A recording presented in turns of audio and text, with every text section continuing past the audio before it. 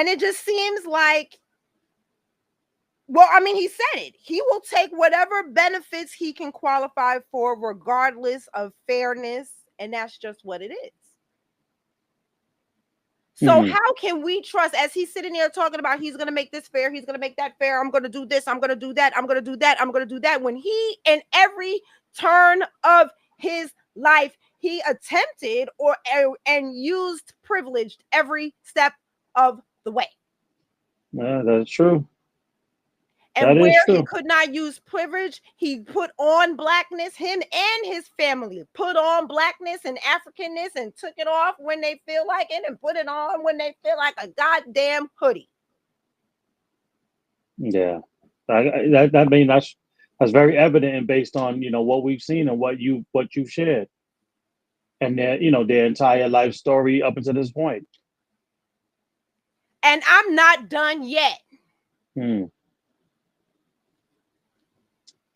So now we're going to get into the fact that he's a what? A hip hop artist? So once we do the rundown again, I'm just showing you how he keep using us. His family been using us, and in this us, I mean not just foundational Black Americans, but his family uses blackness as a whole. Right. They over there hopping on Ugandans' backs. Now they over here hopping on our back. In one lifetime. This ain't like his parents did this and then he did that and then the next one did this. This is one lifetime. His mama hopping on the back. Now she done moved him over here. He hopping on our backs. His father hopping on them. They just riding motherfuckers like donkeys. True indeed. True indeed. So let's get into this hip hop.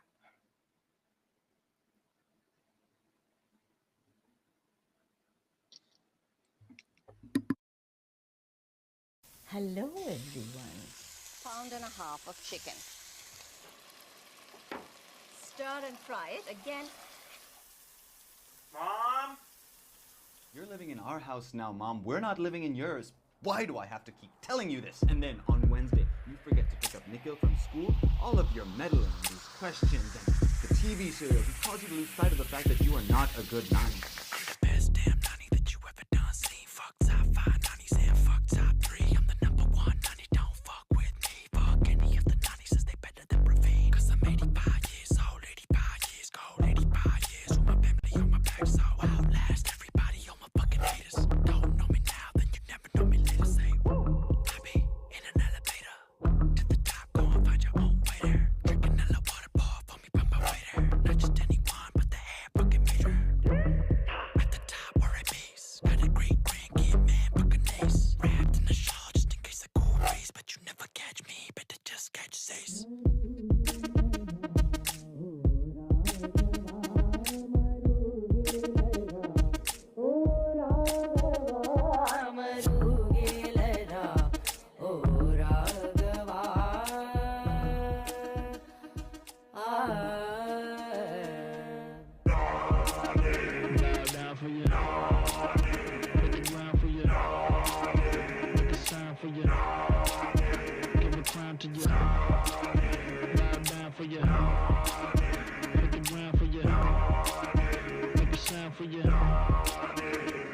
This the nunny anthem, Jimmy another bantam. Weight class, warp pass, and hold you for ransom. Got a grandson that's handsome and then some. Spends his income on dim sum to fill time. You talking retention.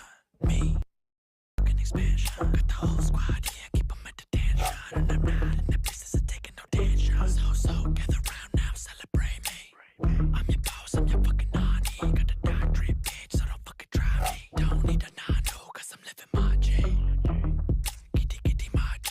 Run this whole city like a Ramiyati. Stay setting people up, MC of the shawty. If you see me in the streets, don't be asking Guane. Bow down for you. Hit the ground for you. Make a sign for you. Give a crown to you. Bow down sound for you. Hit the ground for you. Make a sound for you. Go ahead, make a rap for your naughty. It's a rap. Get the guap, spin the rack for your naughty. Spin the rack. Come through, give a dab to your naughty. If you really feeling good, spin a track for your naughty. Go ahead, make a rap for your naughty. It's a rap. Get the guap, spin the rack for your naughty. Spin the rack. Come through, give a dab to your naughty. If you really feeling good, spin a track for your naughty.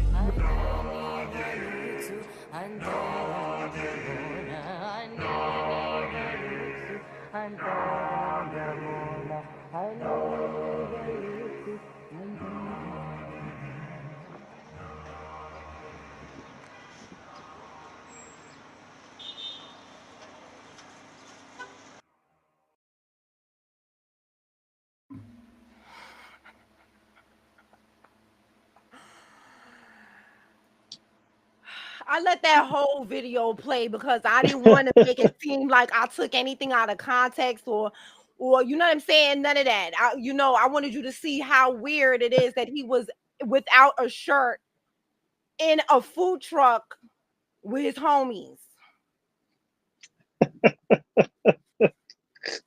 I just wanted you to see, because when there's no music playing, it looks even more awkward, right? Okay. So now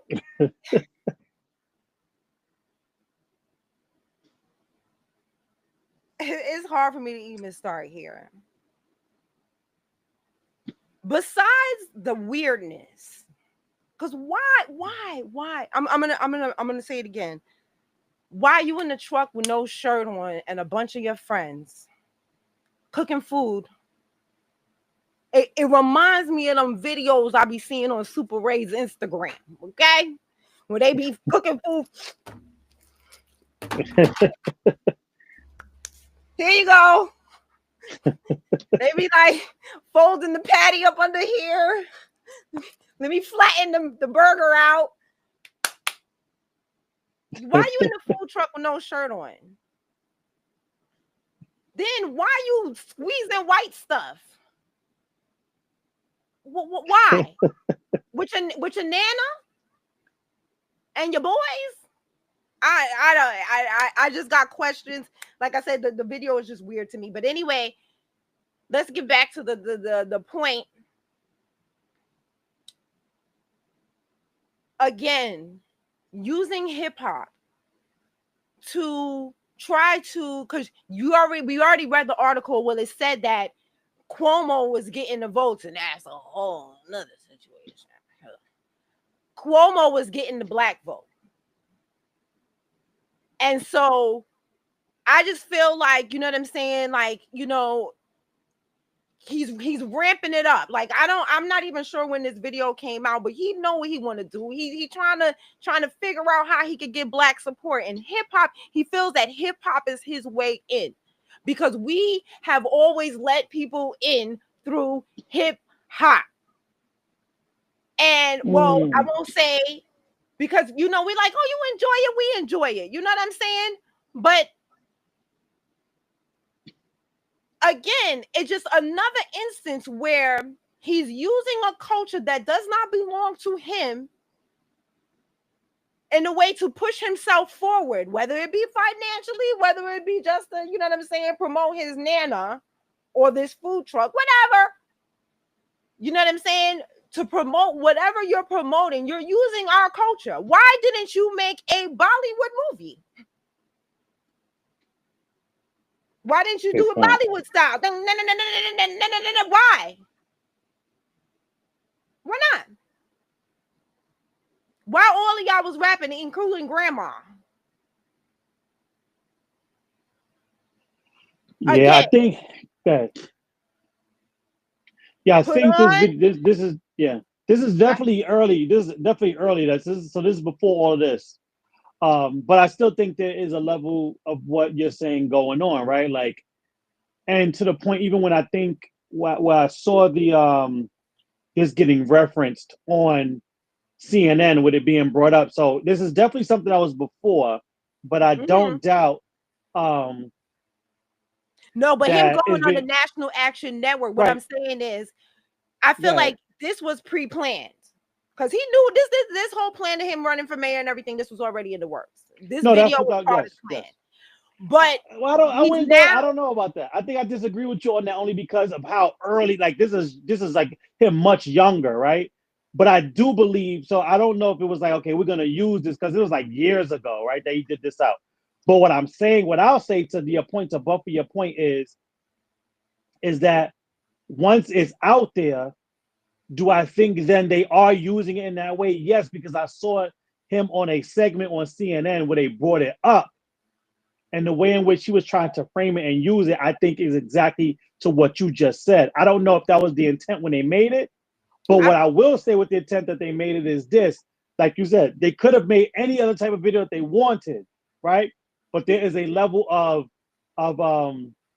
entitlement that I think they have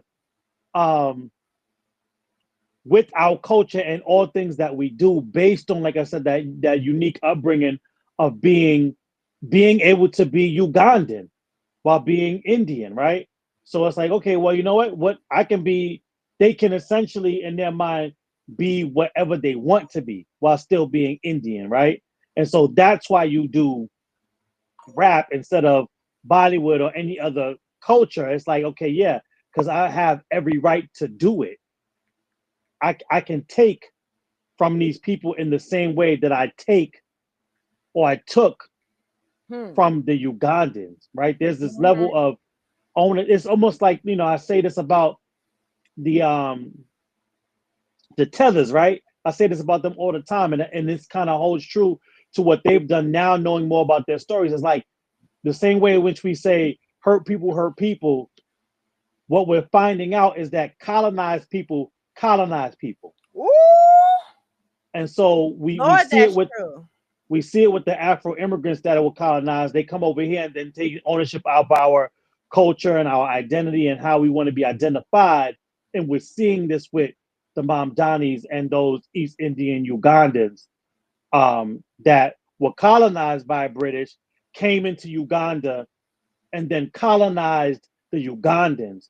But then as they were expelled, we see this class of East Indians coming into New York, not just Mamdani, but the others like him, and now still trying to colonize us in certain ways, whether it's culturally and or just as New Yorkers as a whole. I agree with you wholeheartedly, but I also want to just point out that, remember, he basically came out of college and became a housing counselor. This is why I'm saying he was on this path. Yeah. So that's why I believe that when this video was made, now I don't think he necessarily knew that, he wasn't going to be getting traction with Black voters. Now, maybe he didn't necessarily foresee that, but I do believe that this video was part of, because his life would be, you know what I'm saying? They're gonna make sure that you do certain things or whatever, and don't do certain things so that you can run. When they picking you out for certain things, they coming at you early because you got to make sure everything is curated and manufactured. That's true. That is true. So can we find out when that was made? Did you get a chance to see when that was? Not this second, because we got a lot going. Oh, well, can you? No worries. No, I'm on my. Yeah. No worries. No worries. No big deal. No big deal. I'm not exactly sure when it was made, but no big deal. No big deal. No big deal. Yeah. So let me. Yeah, you threw me completely off. No big deal. Anyway, back to what I was saying. Yeah.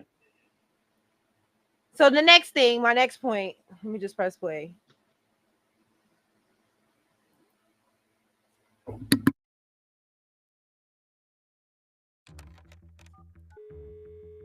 Brother Zoran, what's going on, man? This is Jabal Bowman.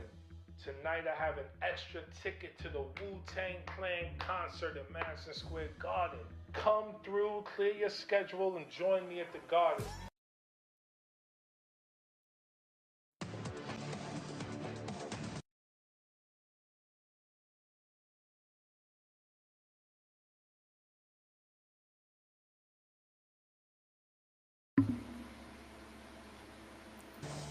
You can blame it on the heat, or maybe the tension of a highly... Yo!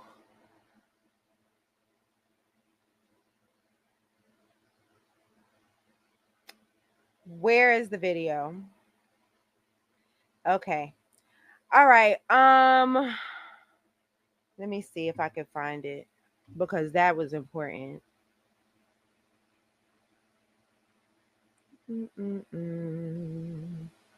Wow.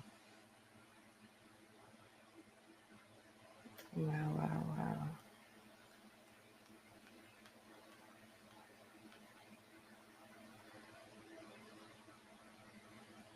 Oh my goodness.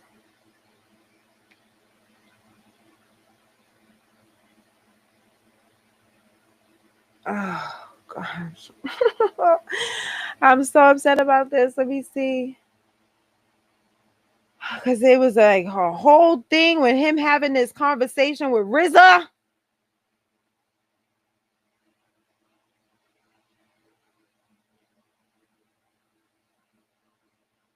Lord.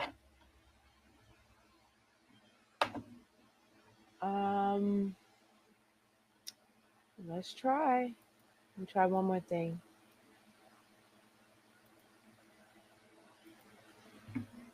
Let's see if I can find it. Let's see if I can find it. Wu-Tang. Mandami. Concert. Jamal Bowman.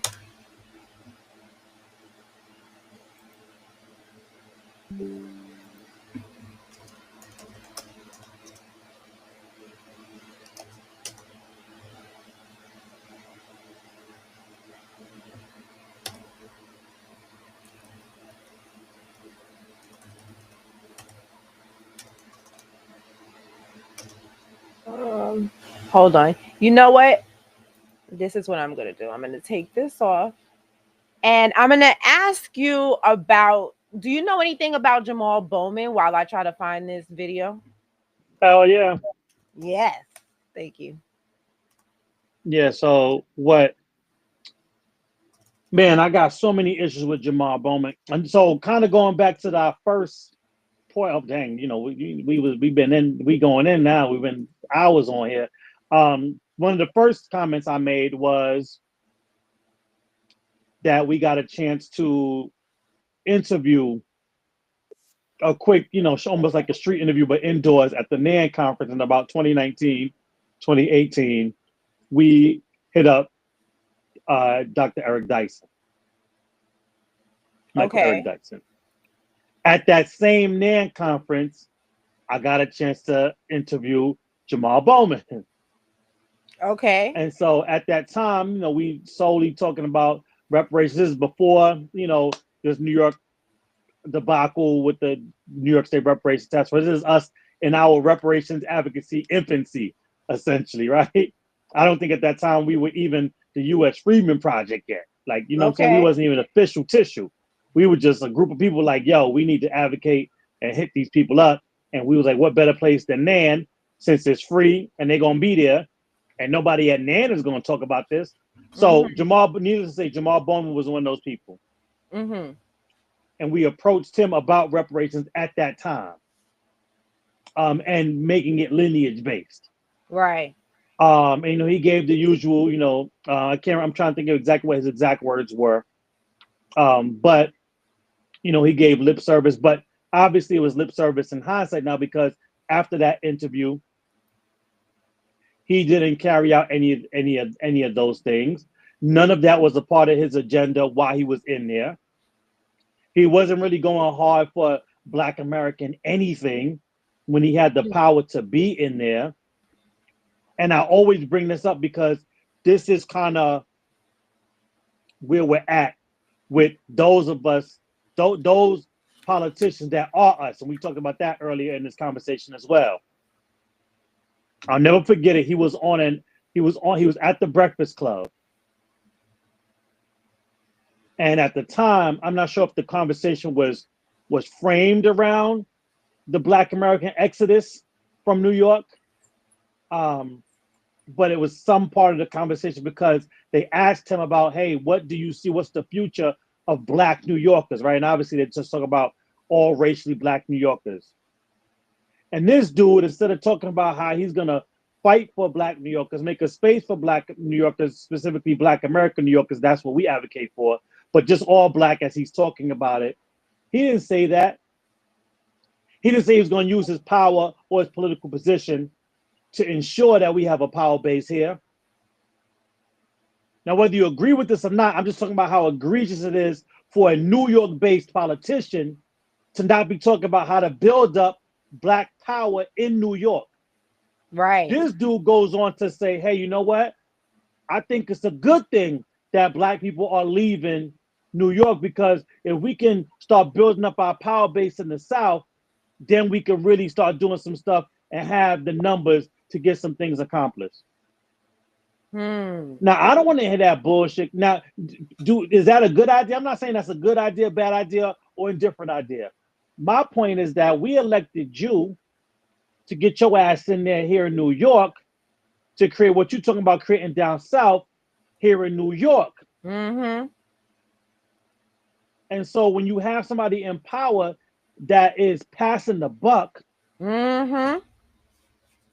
this is who he is. And then he didn't start talking about real black anything until after his ass pulled that alarm and it was clear that he was going to get his black ass kicked out of politics. But that same POC coalition are some of the same people that organized that candidate who ran against you and won. And so this is what we're talking about when we talk about not being unapologetically foundational Black American in your advocacy and stand up for your constituency, because you didn't stand up for us in good faith and in good conscience, we couldn't stand up for you. Right. And instead of talking about, and I'll land here because I think you're ready, instead of talking about building a Black American, foundational Black American, or whatever caucus or power base, you was up there shucking a jive and talking about let's make a hip hop caucus. And it's like, bro, what are you talking about? And now we see this shit with Mandami, this performative bullshit. And he's of the same camp that is that whole, what they called them? What was the term? Power brokers or power something? Or when they were talking about Bernie and AOC? Oh, yeah. They call them power brokers. Yeah. He was a part of that same quote unquote power broker class of Democrats that came in. That's where we're gonna end up, is the power brokers.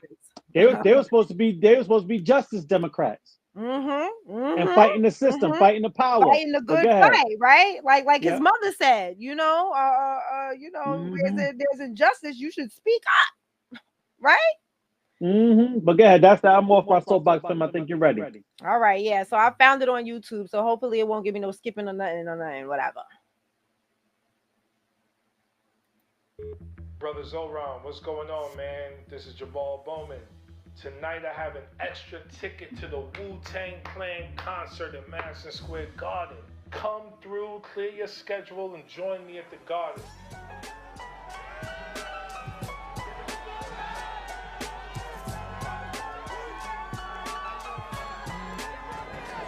How's it going? Look at the crowd. Good to see you, man. How you doing? Thank you for making this happen. Of course, man. Absolutely. They hit me up. I was like, yo, can I bring my man? And like, absolutely. You already know how I feel about hip-hop and its potential to build enormous political power. No one has the pulse. Don't just look at the people in front of the camera. Look deep into the crowd. Appreciate you, man. Thank you, man. Thank you, man. You got my support. Thank you. I'm hoping for you. Thank you. You are part of that continuum too, my brother, as you're bringing new energy and ideas and authenticity and humanity into the political system. It's great to meet you. I've been a big fan for a long time. I'd love for us to get a conversation. I'd love to. Oh, thank you. Really appreciate it. We're rooting for you, man. Thank you. It means a lot to us. It means a lot to the city. I was born and raised here. Who's that? Okay. All my life, it means a lot to us. Congratulations. Thank you. Hey, it's a real pleasure to meet you. Truly. We got you, brother. Thank you. You in the right hand. Better than all states.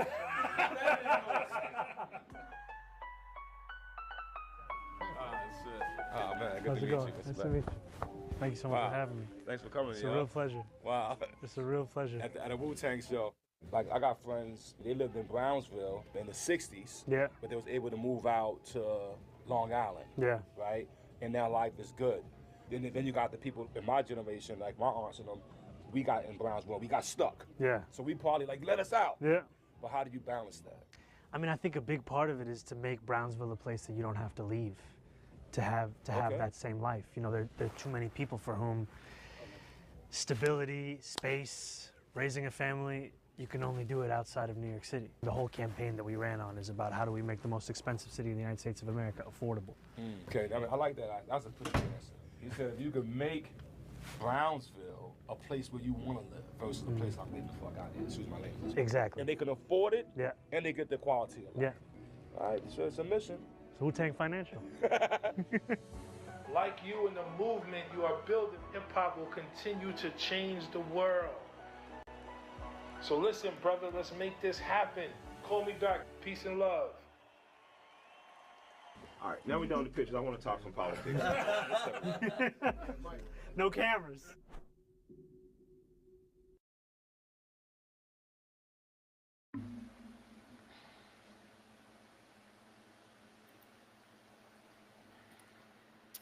So I will say this about I'm glad. Okay. Let me just start off like this. I mean, let me start it this way. I want people to understand. When you talk about Wu-Tang, fan. I'm talking picture it. Okay? Bruck, as a teenager, huge wool wear jeans. Okay?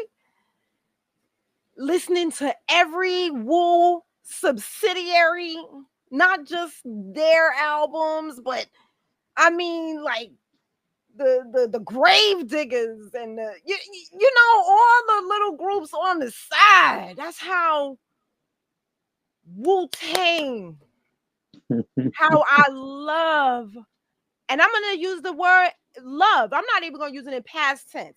Love Wu-Tang. But let me tell you something. When it comes to this here politics, I don't give a fuck. Not Wu-Tang, not Jadakiss, not Killer Mike, not none of them can tell me nothing about this man. When I say I don't care if I have to meet up against foes, foreign or domestic, I mean it. Now, we talked a lot about other people and other things, and I'm not exactly sure of everyone's, makeup in Wu-Tang, but I'm sure, some of them, if not all, are foundational Black Americans. And, well, we know Wu-Tang, ODB was Native. Yeah. He was a foundational Black American with Native ancestry. So we know that. He talked about that. So, and I believe he's cousins with somebody. I don't know. So you get all these people in the video, and you the Democrats, and my mom and I talk about this a lot, how the Democrats are constantly overplaying their hand. Constantly, they don't know how to read the room. They don't. Kamala, I don't care who you get. So you think because you get Jadakiss, because you get RZA, whom I love, you think just because you get RZA to have to sit there and say that stupid shit that I'm gonna hear? Oh, let's make Brownsville a place where you want to stay. Look, I don't have no problem with that as a theory, but let's talk about did his family do that in Uganda? When they had the power, the money, and the influence, did they do that for the people in Uganda? They did not. That's why they got kicked out of Uganda. And so when you sit here and you say these things and you sit there and you let him sit there and yip, and you can't even check him, you not saying nothing. Look, when I want to make a beat that's out of this world, that's going to touch my soul down to my toes, I'm calling RZA. When I want to talk this politics, he's not on my line. True. And nobody in that room, and because you in that room, nobody, well, I'll say because everybody was there was at the concert. Right. So I'll give him a pass of saying that you at the concert and it just so happened to be, you know, he showed up and you there because Wu-Tang, you there to support Wu-Tang. But I'm gonna say this.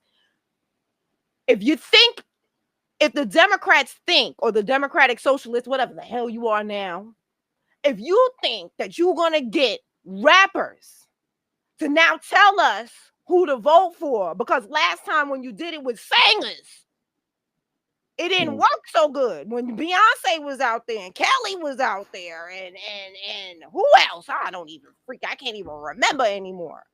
When all of those singers was out there telling us what to do, we didn't listen then. And if you get RZA, I'm not listening now either. So keep hopping on our culture. You're just showing your true colors. It's just showing how you putting us on like skin and taking us off like skin and trying to pretend, and that's all you showing. So keep going, because it ain't fooling me. Mm. Go ahead. You know what I'll say is I appreciate, I do like the I do think out of everybody that was there, I do believe Killer Mike is the most politically astute. And I like the fact that at the end they got that, and they got him saying that, yo, all right, enough of the pictures. Now we need to talk some politics, and that needs to be off camera. Like, you know what I'm saying? Because we not, you know what I'm saying? Like, that's not how you really strategize and talk politics and talk strategy. Like, that's not what you do. There is no photo op and you put it on camera. Like you said, that fluff that RZA said. And so, right, you know, so I will give Killer Mike some more credit than that. I'm not saying I agree with everything he says or we are aligned politically, because we're not, but I do agree with that approach. And I didn't know, I hadn't seen that video in its entirety, but I'm glad that you asked me what do I know about Jamal Bowman, and I was able to give what I do, all the stuff that I do know and experience, because that was just the epitome of who he was. That entire video, obviously we know it was staged, obviously we know it was planned, we know it's a part of the campaign, but everything that he did and everything that he is was on display in that video, and it was just a bunch of empty symbolism, and that's just who he was in office. That's who he is now. And you know, it's just like you just said, it's an old playbook. Unfortunately, because they are not encouraged and not ready to give us the policy that we demand and we need and we deserve, the only alternative is this. Like, you have to do this if you don't do that. And so I'm very encouraged by what I saw in 2024, and what they did and what we overcame to not fall for empty symbolism. So I'm very encouraged that, you know, the people of New York will not fall for this as well. Like, you know, it's really all they have, because like I said, they're not championing any specific policy for our people. And that's just those are empty platitudes. When you say, yeah, we're just gonna make Brownsville someplace that you don't want to leave, it's like, okay, that sounds good. right. You know, that sounds really nice. And then But there's no structural plan in place. Right, that too. And then for who? Who gets to stay? That's right. because Bed-Stuy is really nice.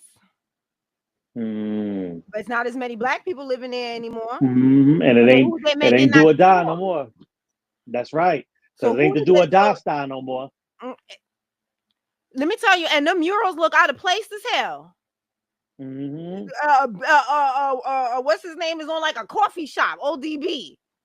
The cutest, like this, yeah, it's like on a like yo, on the most gentrified coffee shop is right there, and it, as a native, it throws you off so much because you like, well, where am I though? If the mural is here, why does it look like this? And it's kind of disorienting, I'm not gonna lie. Like, you know, every time I pass it, I'm like, where am I again? And then you're like, okay, yeah, you're right. It's been gentrified to heck. So there was a video that I wanted to play that, oh my goodness. I don't have that. Where is this thing at? Oh my gosh. Yo, I can't believe. Oh, okay. So it would have been a screen recorder video. Let's see if I can find it, because I don't know what happened to the, you know, the nice curated video, but it seems like things are not nice and curated. After, you know, all that work I did, you know. So let's see if I could find it, because I definitely know I clipped it. I clipped it. Let me see. Maybe it's in the Mandami folder.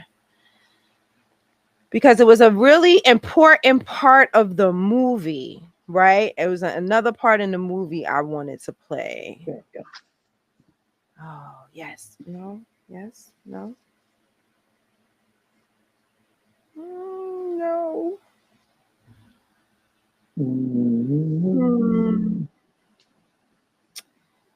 Well, anyway, I'm not gonna. I think I might have deleted the clip somehow. Wait, what's this? Oh, that's a stupid music video. And this is the actual movie, and I don't want to. Maybe. No, I know I deleted that. Okay, well, it's a part in the movie, right? Where after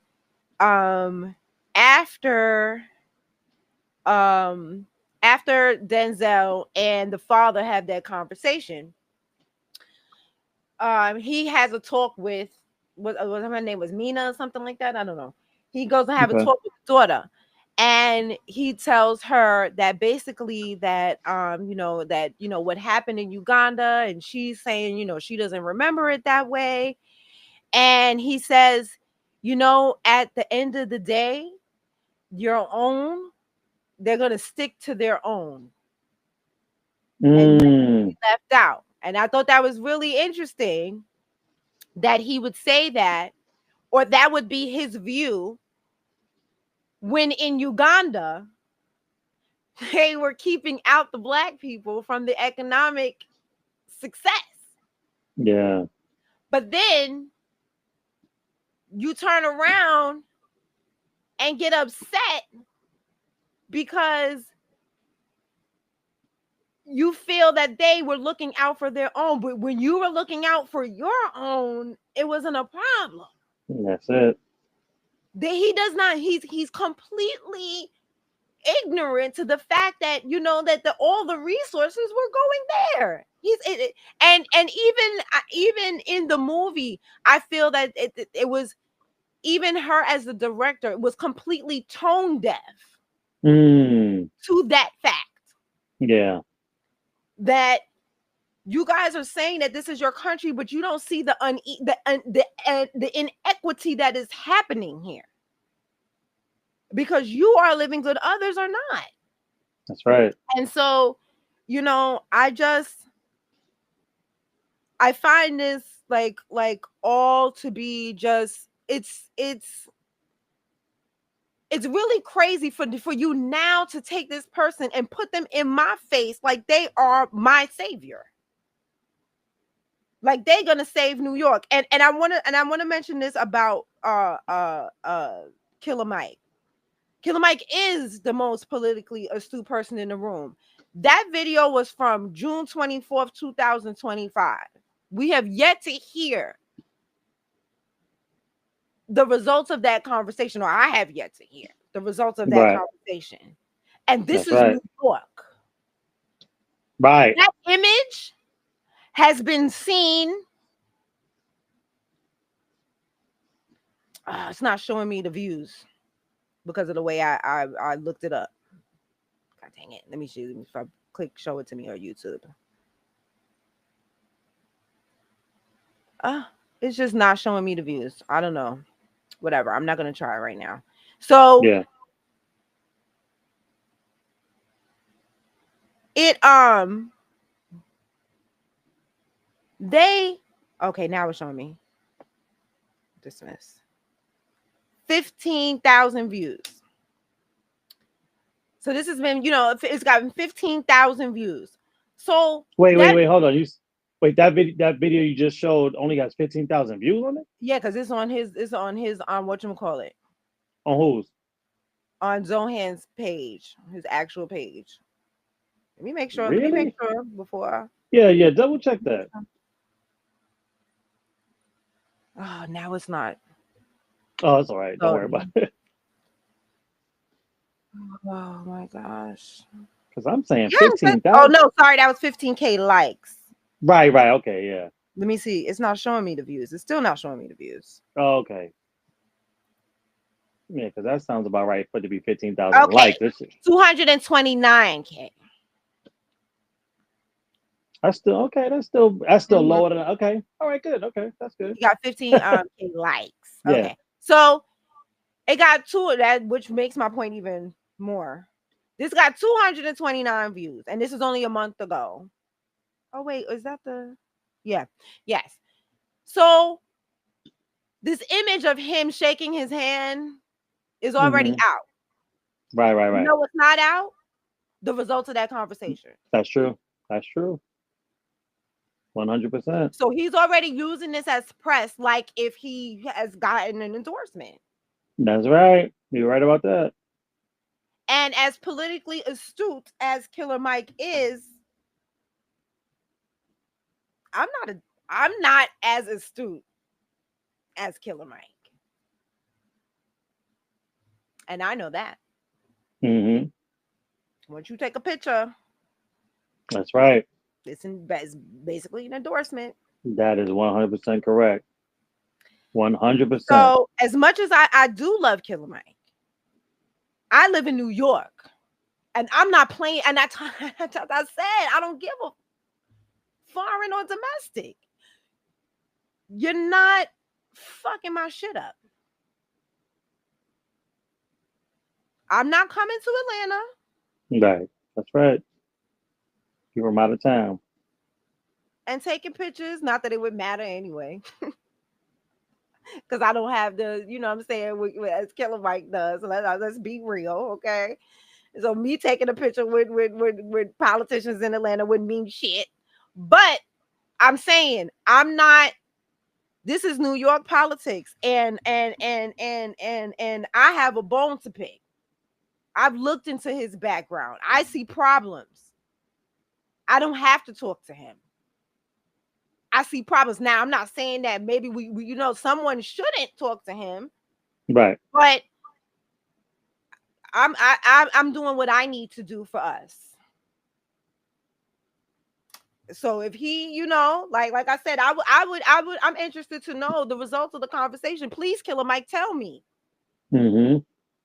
What did you and that Indian Asian man go in that room and talk about? Can you let me know as a New Yorker, as a Black New Yorker? Can you let me know? True.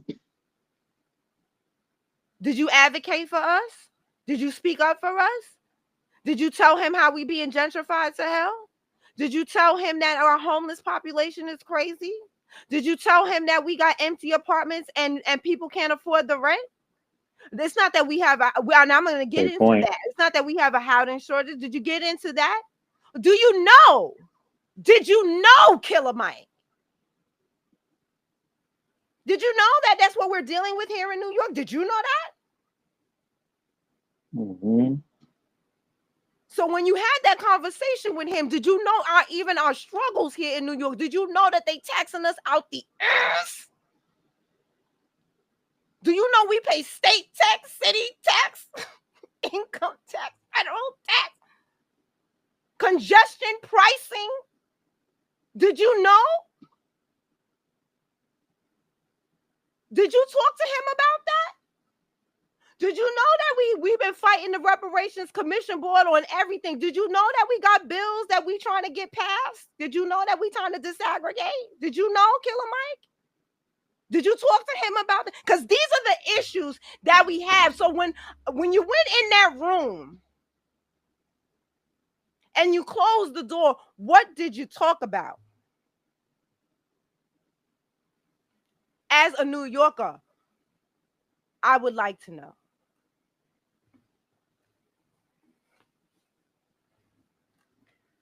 Okay, so let's see. So let's go on with the bio. He was then elected to the New York State Assembly in 2020, representing the Queens 36th district, and which is the same district that we already went over. So we already know how he got elected. We already, saw the demographic in the district, right? So, and it says that, so now let's go. It goes into his mayoral platform highlights. He wants to do a rent freeze for stabilized units and expansion of affordable housing. Okay. So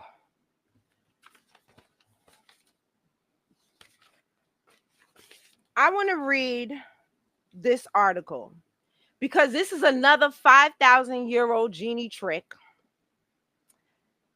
As they keep using this word affordable housing. And how can we get affordable housing? My infatuation with a black man's beard started in my childhood.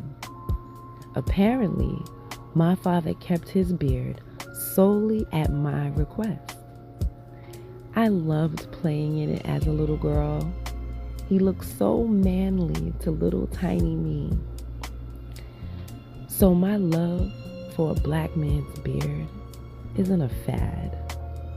It's always been in me. The seed for this love offering was planted long ago inside of a little black girl who loves her daddy.